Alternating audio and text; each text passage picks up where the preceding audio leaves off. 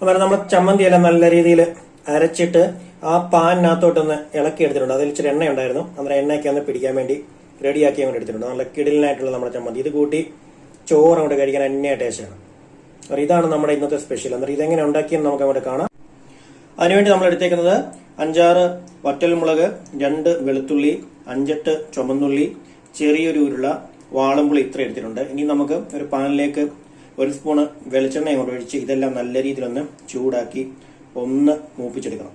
എന്നിട്ട് മിക്സിയുടെ ജാറിലേക്ക് തണുത്ത് കഴിയുമ്പോൾ മിക്സിയുടെ ജാറിലേക്ക് ഇട്ട് ആവശ്യത്തിന് ഉപ്പും കൂടെ ചേർത്ത് അരച്ചെടുത്ത് കഴിയുമ്പോൾ നമ്മുടെ കിടലിനായിട്ടുള്ള നാടൻ ചമ്മന്തി ഇവിടെ റെഡിയാവും. അന്നേരം നമ്മുടെ മുളകും ഉള്ളിയെല്ലാം ഒന്ന് മൂപ്പിച്ചെടുക്കാൻ വേണ്ടി പാൻ അങ്ങോട്ട് വെച്ചിട്ടുണ്ട്. പാനൊന്ന് ചൂടായി വരട്ടെ. അങ്ങനെ പാൻ അങ്ങോട്ട് ചൂടായി വരുമ്പോൾ അതിലേക്ക് നമുക്ക് 1 സ്പൂൺ വെളിച്ചെണ്ണ അങ്ങോട്ട് ചേർത്ത് കൊടുക്കാം. അങ്ങനെ വെളിച്ചെണ്ണയൊക്കെ ഒന്ന് ചൂടായി വന്നിട്ടുണ്ട്. അതിലേക്ക് നമുക്ക് ഉള്ളിയും വാളംപുളിയും ആദ്യം ഇട്ടൊന്ന് മൂപ്പിച്ച് കൊടുക്കുക. അതൊന്ന് മൂത്ത് തുടങ്ങുമ്പോഴത്തേക്കും നമുക്ക് മുളക് ഇട്ട് കൊടുത്താൽ മതി, അല്ലെങ്കിൽ മുളക് കരിഞ്ഞു പോകാൻ ചാൻസ് ഉണ്ട്.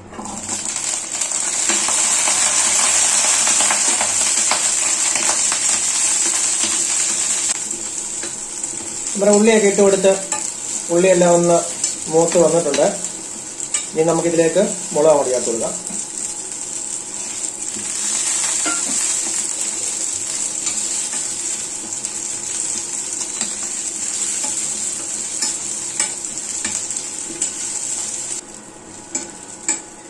അന്നേരം മുളക് ഒന്ന് മൂത്ത് വന്നിട്ടുണ്ടെങ്കിൽ നമുക്ക് തീയൊക്കെ അങ്ങോട്ട് ഓഫ് ചെയ്യാം.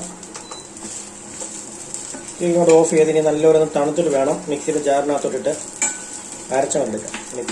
മിക്സിയുടെ ജാറിനകത്ത് അരച്ചെടുക്കുന്നതിനെക്കാട്ടി ഏറ്റവും നല്ല ടേസ്റ്റ് അരകല്ലിൽ അരയ്ക്കുന്നതാണ്.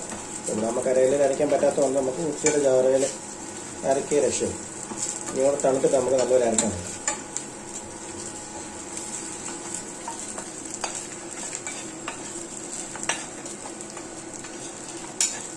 അന്നേരം മിക്സിയുടെ ജാറിനകത്തോട്ടിട്ട് ആവശ്യത്തിന് ഉപ്പും കൂടെ ചേർത്ത് അങ്ങോട്ട് കൊടുത്തിട്ടുണ്ട്. ഇനി നമുക്ക് നല്ല രീതിയിൽ അരച്ചങ്ങോട്ട്. അന്നേരം നമ്മൾ ചമ്മന്തി എല്ലാം നല്ലപോലെ കൊണ്ട് അരച്ച് ആ പാനിനകത്തോട്ടിട്ട് അങ്ങ് ഇളക്കി. കാരണം പാനിനകത്ത് ഇച്ചിരി എണ്ണ ഉണ്ടായിരുന്നു. ആ എണ്ണയ്ക്കകത്തോട്ട് നല്ലപോലെ കൊണ്ട് ഇട്ട് ഇളക്കി. കേട്ടോ, നല്ല ബോൾ പോലെ അങ്ങോട്ട് ആക്കി കൊണ്ട് എടുത്തിട്ടുണ്ട്. ഇത് കൂട്ടി ചോറ് കഴിക്കാൻ നല്ല അന്യ ടേസ്റ്റാണ്. നമ്മുടെ കിടിലിനായിട്ടുള്ള ചമ്മന്തി.